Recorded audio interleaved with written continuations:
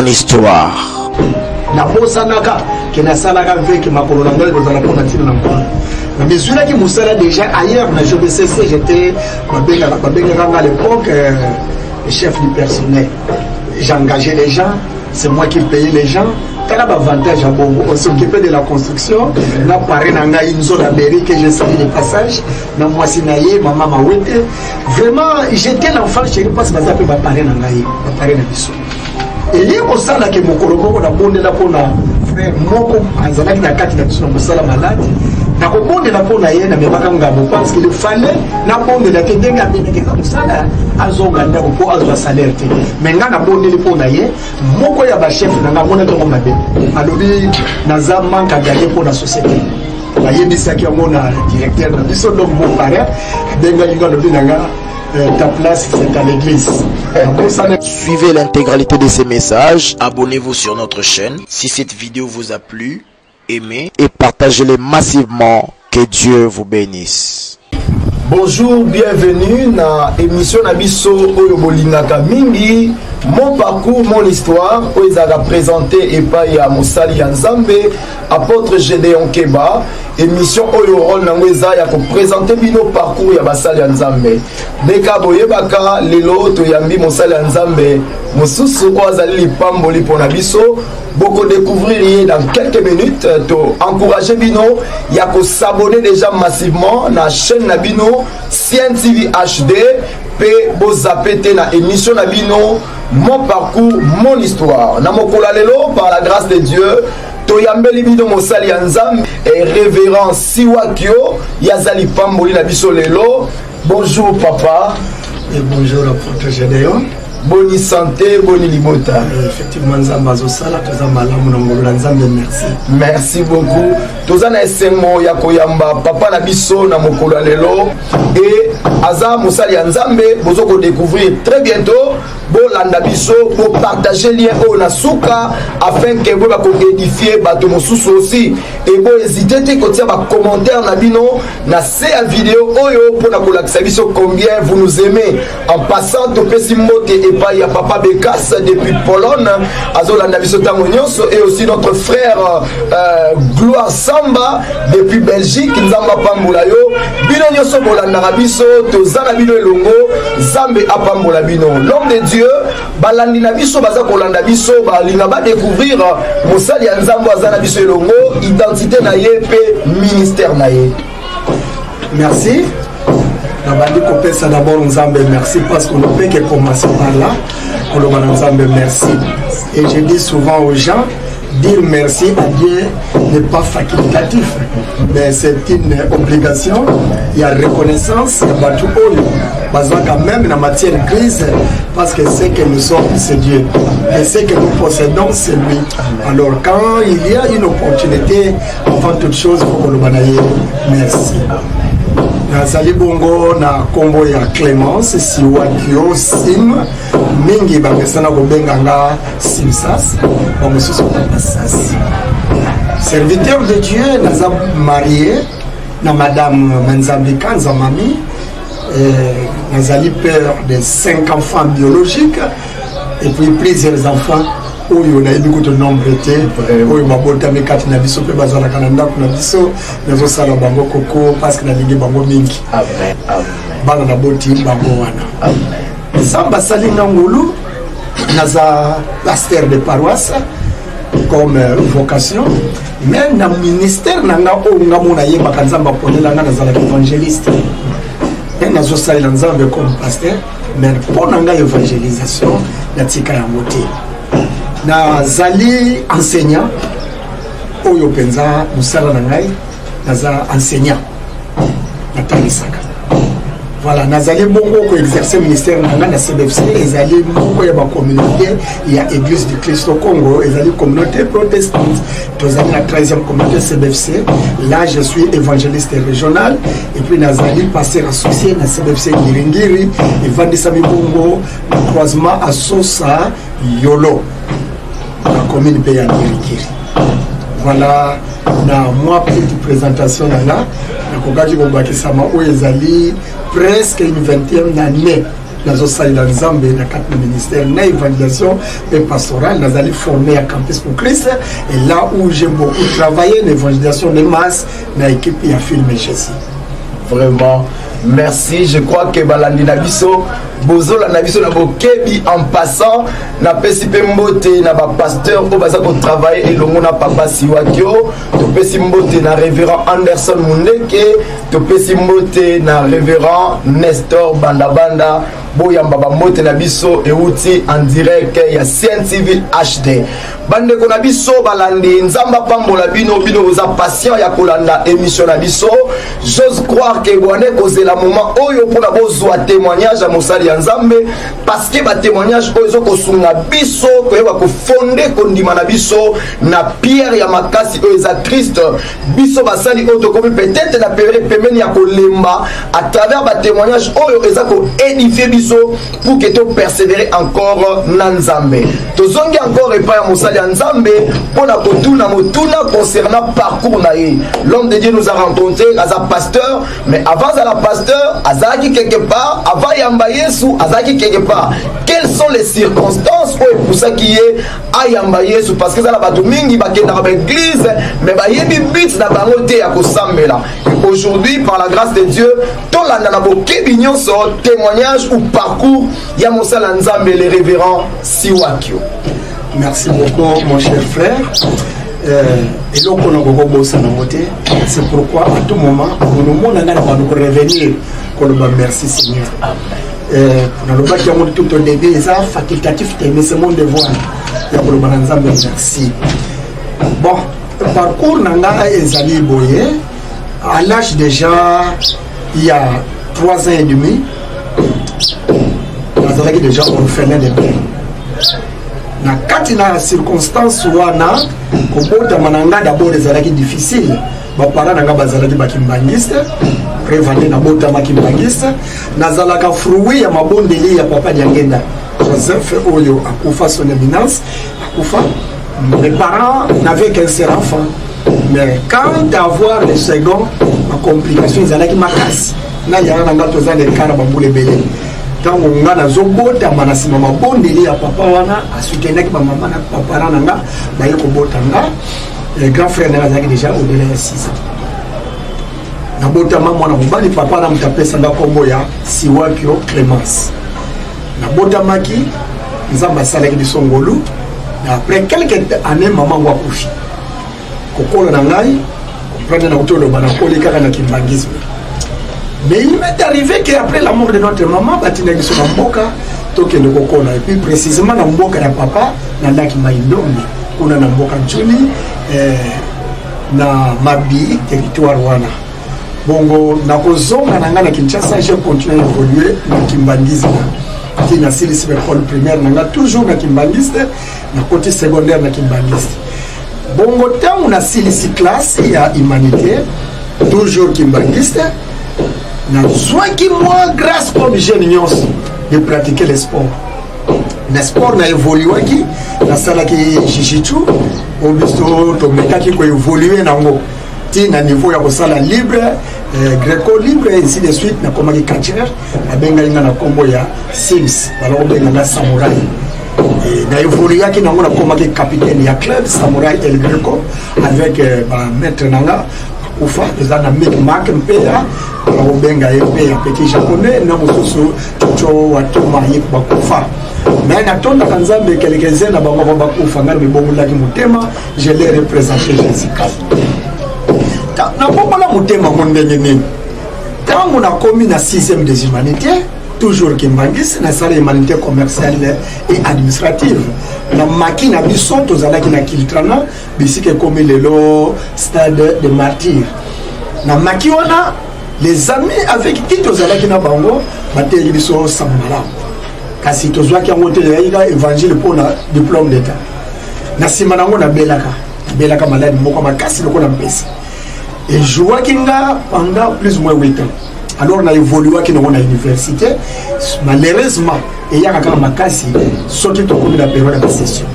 Raison pour laquelle la salle j'ai des défauts. J'ai 3 défauts. La belle qui makasi. Mais c'est le mot à l'époque des groupes de prière. nameka Jésus. Mais quand il meka Jésus, comment? Pas par la force. Il y a un foutilinga ticket à retraite na Kazangulu là en 1987, dans le mois d'août. Na groupe de prière à Kimponza, Basangana Kina Boussoumelo. Na kenda retraite pour la toute première fois. Na kenda qui pour ça mais la ponanga maladie cile que je continue mon art parce que j'adorais cet art là. Na bana ko mona kitoko na ngana ringi. Mais de là na kenda pa makolo et bon na kuti tellement retraite en gros ils allaient revêtir vous de l'amour qui est le lien de la perfection. Mais na kati na mateya botei moka le baki approcher vous de vous et Dieu s'approchera de vous. Je me suis accroché. Nakenda pour la maladie, mais la zone a monté ma après quelques temps, Nakenda qui voyait comme Maté, un groupe de prière à Yassa de toujours à l'époque. Maté a battu qui bisson à Poko, il y a jeudi, il y a 1988, je n'oublie pas, ils allaient qui vivaient au mois de janvier. Maté a battu qui bisson, ils allaient qui sont beaux, les pieds de ceux qui annoncent la bonne nouvelle. Dans la télé qui forme ma corona, qui est à côté. Tant que bateau les calibosso, n'a pas une seule condition. Pour gagner les libosso, il faut nous embosser dans la pelika. Pour gagner à Samomala, j'ai pris les mots français beau. La telle qui a monté, mes pieds étaient tellement laids à cause de la maladie. La télémaquille libosso, on a prié pour moi. La formation d'évangélisation, Tina Keko et la Campus pour Christ. Après ces formations, je me suis engagé, ma colonne était à Samomala. Mon colonne a boutou vers 3h, 3h30 pour aller dans les Katani. Na yoki Katina était passage Esaïe 53, que c'est par ce maître-ci que nous sommes guéris. Alors, ils sont guéris, donc c'est le passé. Donc, dans la déjà Rubika. Et je me suis approché de cette parole. Dans le Bika, na comment là. Na l'année en haut, dans les derniers sociologues, ne baissez pas les mains. Ton père est vivant. Après quelques temps, j'ai mis confiance à la parole de Dieu. Malade n'a pas après quelques 3 jours. Nandima ke lokoana qui n'a qu'un baptême, mais pour avoir un baptême, je cherchais l'église. Maninga balaxinga l'église est mais n'a qu'un lieu pour lancer BFC Makala. Pas il n'a qu'un lieu pour ça la Katikimena, na l'anditi dans un baptême. La Katikimena va choisir un secrétaire. Et j'ai commencé à présenter aux gens brochures à 4 lois spirituelles. Koyamba, hôtel Sabaninga Koyamba Yesu. Voilà un des bongo qui mutema et zalaki de bongo. On a comme pasteur. Na bosanaka que na salaka avec ma colonel vous allez prendre tina na nkolo na mesure qui musala déjà ailleurs na JBCC j'étais babenga à l'époque chef du personnel, j'engageais les gens, c'est moi qui payais les gens. Quel avantage à Bongo, on s'occupait de la construction, na paré na ngai une zone mairie que j'ai salé les passages, na moi sinaye maman mawete. Vraiment j'étais l'enfant chéri parce que ça peut pas parler na ngai, pas parler na biso. Et il y a ça là que mon colombo na bonde là pour na frère moko azalaki na kati na biso na musala malade na ko bonde na pour na ye na mebaka ngabo parce qu'il fallait na bonde la tendenga bene ke musala azonga ndako pour azwa salaire te mais nga na bonde le pour na ye moko ya ba chef na nga mona to ko mabe alobi na za manka gagner pour la société la yebisa ki ngona directeur na biso donc mon père benga inga lobi na nga ta place c'est à l'église na ça ne loko na te. Nazalaki penzana sengoté. J'avais ma femme qui était en attente de famille. Il y a moi on a béni comme il y a béni, on a béni comme son. Alors, papa vous savez si moi c'est le pratical dans 2 jours et 1 mois pour monter. Et j'ai réussi le coup de fil. Ma béni dans la région ecclésiastique que comme on a eu et bima pour que le ressort la théologie. Comme j'étais coincé, j'étais obligé d'aller parce que j'ai entendu à moi il serait difficile de réjamber les équilibres. Donc on a ça obligé de tata père et 3 enfants. À bientôt, on a commencé la théologie. Vous voyez comment était la souffrance. Mon colombo de la classe c'était le jour où moi c'est dans la bouteille. Le premier jour, c'était dans le deuxième jour, j'ai suivi ma formation à l'IPC jusqu'à terminer. Et en terminant la licence, les derniers enfants avant dernier de sol Botama, autopé ça comme chacun va bien honorable.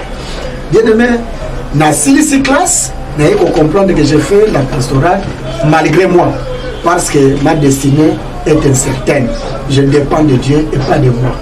Voilà comment pasteur. Et je sers Dieu parce que naïbi mouto ya benganga aza capable ya retirer la souffle sous la salité. Ya wanga na sai na kanzambe pas par ma volonté mais par la volonté de lui qui m'a appelé, que je dis toujours merci Seigneur de m'avoir appelé. Amen. Merci Seigneur de m'avoir appelé. Botsanga ba commentaire na chaque vidéo, tokozwa tanga ya kotanga yango, tokozwa tanga ya ko étudier yango, pe ko luka lolenge ya ko satisfaire na ba bosenga na bino. Toti ko landa témoignage ya mosali ya Nzambe, ameki ko flasher biso déjà ba moment ya pasi o ya lekaki à perdre musala na moment o aza ko attendre mwana. Et to pesi aussi ya mosala ya Nzambe une minute à rencontrer biso un tout petit peu ba moment difficile o ya bien ko traverser et aussi une minute pour partager biso ba moment rose oye aute ko traverser avant tous les cas na koyoka liloba Nzambe. Merci. Nga ba moment difficile on a koki ko loba na vie nanga jour na yebaka ke naza orphelin. Bon, lorsque notre maman était décédée, je n'avais que 3 ans et 8 mois. Na tchaka mo penza kadi. Namona ka image bébé. Na yebi ke maman mutakufaki. Mais tant na yebo yeba ke naza orphelin, wala nazala ki na laki maindombe. Na bali komona passe et puis papa il va récupérer bistoye Kinshasa pour tout zone de la petite to bande la petite na mona qui déjà papa balaki moi si mususu ce n'était pas facile na vie nanga tant on a eu découvrir que j'étais orphelin ils allaient qui passe ti ya moi me bangi na ko yeba Yesu nga na yebaka na kimbangiste mususu on a eu yeba o ya transformer vie nanga o ya me bangi na guérison. Que c'est Jésus. Bato même ba yeba été. To condamna ka catholique mais ngana benga ka Jésus fils de Marie. Les gens ne peuvent pas me croire. Mais moi je l'appelle Jésus fils de Marie. Yewana ngana ndima o ya kufaka le kulus. Maria Zolela et c'est Marie la descendance il y a David et puis je crois en Saint Jésus là oyo abotama na ngondo Maria ni baninga ba catholique ba lobaka akufa le kulus passe quoi. C'est libosonga na mone zali nini kondima kokoma pasteur parce que c'était contre ma volonté. J'étais évangéliste na comme Christ, j'ai travaillé, j'ai gagné bien ma vie. C'est ça. Là c'est libosonga ya ko changer vie nanga na kota na vie na ye. Bien menga na sala sciences commerciales et financières à l'époque le reçu na graduat et j'enseignais comptabilité, ba technique de commerce parti, je mangeais bien. Mais nati ka musala wana ke no kokoma pasteur. Voilà parmi ma passe à Liboso et Yangwana, abandonner ma vie au Ebandati Kofutanga pour na koma. La vie oyo ose ne pas inokolo. Yami balé, c'est ça la vie. Difficulté au tozo kuta nango, la carte na ministère, aux amusali na Nzambe, pas yo outil, batu ba yebite, mais batu musus, bazo mona yo neti, quelqu'un qui est venu quémander, oyo ko débrouiller au lier mabonza. L'église pe bazo yebi oté ba yebi histoire à mototé donc l'ingratitude puis l'irreconnaissance à fidèle dans l'église surtout biso dans l'église oyo to bengi ba communauté parce que nanga ya balé ya wana et ya misa aussi je peux bien le dire ezali ezape pas jolos tango papa Beri mon parrain akobaki nanga ke place pour les l'église na comprendre ka été nous avons nzambe mtando baki na il est long, il n'est pas sûr qu'à comprendre, mais à comprendre, il faut imaginer Roland. C'est parmi les gens que j'aime dans ma vie, à orienter sans le savoir. Et ils ont une souffrance. Comment parler dans la livrer quand on m'a camoué na l'indagate? On continue dans la place dans l'église dans mon qui à Samutenga. Nous avons nous avons et ils ont difficile, mais pour moi, la belle rose. Yamwana le papa Beri nzamba pambola yo mama mawete azo nzamba pambola bino parce que bozali ko nanga remplacement ba parents nanga vous m'avez orienté sans le savoir alors pas j'ai rose nanga ezalaka sur la femme que j'ai mama mami azali moko ya babeki oyo sungaka nga pona tambola malamu l'évangélisation tangu nazobima olati ndenge nini bokotele mana biso bato boyete et puis tangu nazobima neti lelo banaka kende kolala parce que l'amour qui très tôt kende kolala donc elle veille sur moi elle m'accompagne dans mon ministère na outi côté ba maman yim tazalaki officiante na s'il ça continuer prier elle n'a pas te reposer et n'a eu pas elle Donc, pour Nanga, si on peut recommencer le monde, cette femme-là sera toujours mon épouse. Amen. Et bien, on a le baralier, à Koufatenga, on a Koufa Liboso. Waouh! Nzamba za lokumu, kalokola TV Zangonga, on a lelo, to suki na témoignage wana, bongisa Bible na yo, bongisa kaye na yo. Tolito kanzambe nanzela mosali ya nzambe, c'est vrai, tobito yambi pasteur, mais amutu muso a pasteur, mais lilo bananzambe pour exploiter moi c'est un peu difficile. Lelo par la grâce de Dieu, beaucoup landana ngai pe beaucoup pesanga raison, tozo ka lilo bananzambe nanzela mosali ya nzambe, o ni nzamba bongisa libiso na mokolo lelo. Merci. C'est quand on tourne dans nzambe na bonne prière. Tendre Père Céleste, nous sommes reconnaissants envers toi. La première partie de tout ça, la mienne nous merci. C'est ma prière. Et cette fois-ci, je vais parler de ta part. Je ne vais pas faire comme d'habitude, mais ça c'est ta parole. Que le Saint-Esprit soit au rendez-vous au nom de Jésus. Amen. Amen. Exhortation nanga ya lelo ezali bongo na mokanda na Colossiens. Naza pour partager beaucoup plus dans Colossiens chapitre 3. Dans verset 15, Oyo Balobi, soyez reconnaissants. Soyez reconnaissants. Bien aimé dans le Seigneur, nakokaki ozwamo Oyo na makambukolo akokaki koloba. Balobi et que la paix du Christ à laquelle vous avez été appelés pour former un seul corps règne dans vos cœurs. Et soyez reconnaissants. Dès qu'on a reconnaissance, on a bien qu'on merci. Et pas une ensemble, qu'on reconnaître mon âme ensemble. On a oublié qu'on a tantôt, et ça a la facultativité, mais c'est une recommandation. Donc j'intitule cela, dire merci à Dieu n'est pas facultatif. Bien aimé, moi il y a pas raison, fallait la reconnaissance et pas une ensemble, c'est que nous sommes aujourd'hui. Depuis ta conception qui nous est long, ce n'est pas l'effort d'une personne, mais c'est dans la volonté de Dieu. Parce que Dieu est bon. Donc, comme on a yango, on a quatre somme, bandele lo qu'on a dit, et bon Dieu est bon. Bien aimé dans le Seigneur, nous avons malam. On a dit ce qu'on a la reconnaissance parce que Dieu est bon. On a dit une photo à la reconnaissance. La raison est ébélée. Mais quelques raisons, on a dit koloba awa. Nzambe oya benga biso na musala. Avant même a benga biso azala nzambe.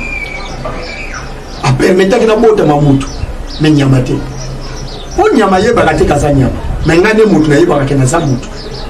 Yango na ngana koloba na nzambe merci pour na bolamu na ye. Notons que Dieu est fidèle à sa parole. Il a toujours pris l'engagement de nous délivrer. N'a pas problème dans mes caractères. Nous sommes 72 verset 4 il a été la source de notre délivrance. N'a pas qu'un exemple, il a utilisé la maladie. Et grâce à la maladie, on a 8 ans après, on a bon motema. Bon motabo, on a la reconnaissance. Pourquoi? Bien aimé, et l'eau est à Moutouya. Merci parce que tout dans notre vie ne dépend pas de nous. On dit que ma vie est incertaine. Qu'est-ce qui m'attend? Ni les autres Zélanga. Je suis né dans une famille, papa et maman ont 60 ans. Papa a 56 ans, maman a 23 ans. Banoko nanga pas confié avant 50 ans. Donc biso lelo sur moi grâce au wana ya koleka moi 50, c'est parce que Dieu l'a voulu ainsi et je peux être reconnaissant. Pourquoi nous devons être reconnaissants? C'est à cause de la fidélité, de la grandeur, de l'amour, de la bonté et de la clémence de notre Dieu n'a pas permettre les choses. Comment devrons-nous être reconnaissants? D'abord, Nzambe to reconnaître la souveraineté. Bible le dit sanctifier le nom de l'Éternel. Mais Dieu l'a voulu pour que nous soyons et nous puissions trouver grâce à ses yeux, tout comme autres années. Il y a mon Bible le dit, toutes choses concourent au bien de ceux qui aiment Dieu. Ceux qui passent pourquoi ne pas dire merci à l'Éternel? C'est pourquoi nous devons dire merci à l'Éternel dans toutes choses. On a le merci Seigneur. Au Zubilo, on dit merci Seigneur. Au Bimaki. Place au commun le bas de merci. Au zone pour dire Seigneur merci Moussa ici na zone. Au commun le bas merci. Dans mon quartier j'ai un papa. Abimara qui ne Moussa. Qui les autres zones de la papa qui de la monarchie à zonga pété. Donc il y a 3 semaines. Mais nous sommes aux autres contre tous les bima. Il y a bien aimé de la Seigneur. Une photo qui dit ça. de ma souveraineté ensemble. Pour reconnaître qu'il y a ensemble, peut-être le bagaler merci. Comment alors? Deuxième étape à part, humilité Nabiso, s'humiler devant lui. Et Seigneur Nabiso t'a présenté reconnaissance Nabiso et pas une ensemble 1 Timothée chapitre 2 le dit. À part la prière, par les actions de grâce. Action de grâce, c'est Zalika Kakolobaté. Mais qu'est-ce que nous pouvons donner aussi à Dieu comme sacrifice? Par nos dons, par nos offrandes, parce que Dieu en a besoin, bien que mais parce que tout dans le monde lui appartient. Mais ce qui te plaît, c'est ça, signe de reconnaissance. Et tu sais comment on ne peut pas présenter des reconnaissances à Dieu dans une vie de péché. Et des péchés qu'on consomme de jour au jour. Bien aimé, tous en période où le péché est devenu le mot de passe de certaines personnes. Excusez-moi de le dire. Moutou a racheté dans le Seigneur, dit que si quelqu'un est en Christ, il est devenu une nouvelle créature. Et toutes choses sont devenues nouvelles. Donc il faut tout le monde la ligne de démarcation entre Moupakanou et Mokleso. Et sur quoi, pasteur? Moutou n'a pas de et le ministère, on va engager le ministère en colo. Pour un jour nous rendre compte. Et reconnaissance et pas une ensemble, je dois éviter toute forme de vie contraire à l'appel de Dieu, car notre Dieu est saint. C'est ce que nous demande de s'y être. Quand on a ça, ça y est, nous ne reconnaissons pas une ensemble. L'obéissance à la volonté de Dieu, c'est la reconnaissance. En d'autres termes, biso bateau tozana bon moïlelo après confinement, après Covid, ce n'est pas le fruit de nos efforts. Bateau ba koufie bena bamboka mosusu basala kimi ya mabe bongo biso to confité confirmer si le tozoni to salini poni to za bona bando ki bazana bango ba miyibi bazana bango ba champion ya pité bazali mais ça bomo ki bango te mais ce qu'on a trouvé grâce wana lelo na zoloba pour nzamba juger biso selon sainteté na été basali miséricorde. Il y a moins d'azoloba que beaucoup de signes de reconnaissance, tout le monde habite bien sûr. Tout ce qu'ensemble na sainteté naïe et vivons une vie qui l'honore, une vie qui le glorifie, une vie qui témoigne que Dieu est Dieu et Dieu est notre Père. Na Seigneur Lokoyo que biso ba Christ tout nous tenir la parole de Dieu. Et puis parole de Dieu est à l'instrument pour travailler contre Babo, mais elle a d'abord notre nourriture. Cette nourriture, en ruminant cela, ça donne la vie à nous, car on ne donne que ce qu'on a. C'est pourquoi nous formons beaucoup plus nos disciples et nos fidèles. Mais pour les comptes de Jésus, ils ne sont pas les fidèles ni les disciples de Jésus. Ce sont des fanatiques, des serviteurs de Dieu et des églises. La reconnaissance sera que tout former des disciples à Jésus, na obéissance au bisot aux anango, na marche au bisot aux anango, nous serons des bons leaders pour le compte de Dieu. Et non des leaders na cadre nabiso et tout dévier l'église. Parce qu'après nous, un bon leader après lui, la vie doit continuer. Mais assis après moi, il y a un stop. Cela veut dire que je n'étais pas un bon leader, mais un mercenaire. Yes. Voilà ce que je pouvais dire, que soyons reconnaissants à l'Éternel. Dire merci à Dieu, ce n'est pas une option facultative, mais c'est un devoir de toute personne. Parce que c'est lui qui détient les bouts en bout de notre vie et de notre ministère. Que le Seigneur bénisse cette petite exhortation. Merci. Merci beaucoup. La prédication, l'exhortation était tellement profonde. Tolandi yango na bokebi l'homme de Dieu bimisi ba point ébélé mais na lingi o retenir bilo comme ça tout ya liboso to ça la reconnaissant et pas ya nzambe et cette reconnaissance est poussée biso na vie ya mabete ya mibale la sanctification et surtout pour les hommes de Dieu et le kamisa tout l'homme de Dieu a dit ko beta c'est tant que basali ya nzambe to yeba ko former ba disciples et non ba fanatiques. Vraiment nzambe apambola mosali ya nzambe parce que j'aime toujours dire message nyonso ebimaka eza na objectif particulier. Merci pour na commentaire na bino ozo ko lembate ko tia na kati ya vidéo pe ba encouragement na bino pour la chaîne na biso. Merci pour na bande ko nyonso ba s'abonner sika na kati ya chaîne to rappeler bino que botikala jamais kozala dessus na chaîne na bino CNTV HD. Bo s'abonner, bo activer clochette tout de sorte que vous aurez ma nouvelle publication autoroutière na disposition na bino. To rappelez bino que to yambela ki bino mosali ya Nzambe le révérend Clément Simsas, to révérend Clément Siwakio, l'homme de Dieu, tant ekoki bande ko ebele bauti kolanda biso bazaki attentif ya koyoka yo. Tolini ni kokopesa epa ya bandeko nyonso oyo bati kolanda biso awawa e ape na mingi balandi biso me baza na posa ya kozwa ba programme na bino ya église o rappele biso kombo ya etonga na bino ba jour oyo ya mbaka ba jour na bino ya culte et aussi se mutalingi a contacter biso d'une manière téléphonique a kozwa biso na numéro ni. Merci beaucoup Mosala Nankolo. Nazali ndenge na butaki koloba na Mosala na kati na CBFC église locale CBFC Ngiringiri. Ezali juste na commune na Ngiringiri croisement avenue Ngiringiri et avenue Asosana Yolo donc numéro 113. Soto on veut pesa bongo. On remonte immeuble moko à deux niveaux ezali wana. La culte na biso ezalaka boye dimanche nyonso tozana 3 cultes. On a quelques mots ya français, il va à 6h30, on est sur la ici là-bas on a 9h juste et les deux cultes et contact concomitantement, il y a l'ingala na moko les bilingues, ils allaient à partir de 9h30 que nous on va 11h45. Il y a l'ingala on se soit les bilingues. Bongo tozala kawana biso ba pasteur to yambaka mardi, mercredi, jeudi na vendredi et tozali secoué na étudiant pasteur Azoussa la stage par une biso Zombu Timothée so voyez chaque vendredi au Kokotaye mais nous sommes toujours là. Numéro de téléphone au yanga privé ils allaient 089 796 50 19 089 796 50 19. Ngana dobaka mingi nazalaka serviteur inutile yangwana identité nanga. Merci beaucoup. Bozui numéro ya Mosala Nzambe. Bobenga. Vous avez des problèmes. Bobenga Mosala Nzambe, vous n'allez jamais déçu.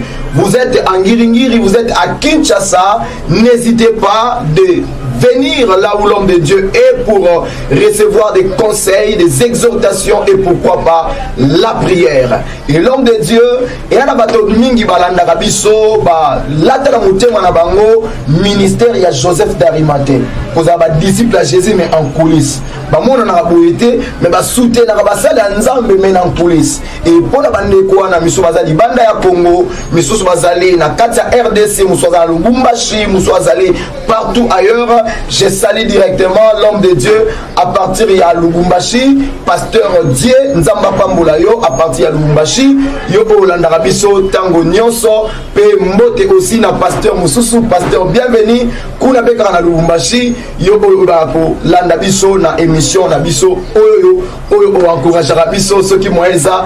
Na Lubumbashi. L'homme de Dieu, pour la bande ko bazolanda biso, pour la bande ko balinga soutenir biso, et c'est un numéro de contact pour avoir la facilité, il y a continué la bino quelque chose à travers mobile money ou bien combo la bino complet pour la bande bazali banda ya Congo ba continuer moi quelque chose à travers Western Union, MoneyGram et les autres moyens. Oui, numéro moko kaka nazala kanango, ne na uti koloba 089 796 50 19 089 796 50 19. Kuna kombo ezali Siwakio Sim Ondui Clémence. Na soki kaka numéro oyo otia na téléphone, ya moi numéro na ngai WhatsApp. Kombo na ngai ko bingo mobiba soko zu contact quand au reste Seigneur se resala malakati. J'encourage ceux qui font le ministère ya Joseph d'Arimathée. Ce n'est pas donné à tout le monde. Bazala en public, Bamususu, Bazali, ou soutenant même Jésus, notre Seigneur, ils l'ont fait en police. Alors ce n'est pas un comportement hypocrite et méchant. Nous avons passé là-bas, Bamususu, Babin héros, non, nous avons pas pour la bino. Pour continuer et là on a reçu la bino à part pour la police vous allez battre comme qui ça zamba pas pour le ministère na bino et maloba nzambo boyo kaka pour mettre en pratique ma pas na bino ko kende pas battre. Merci beaucoup.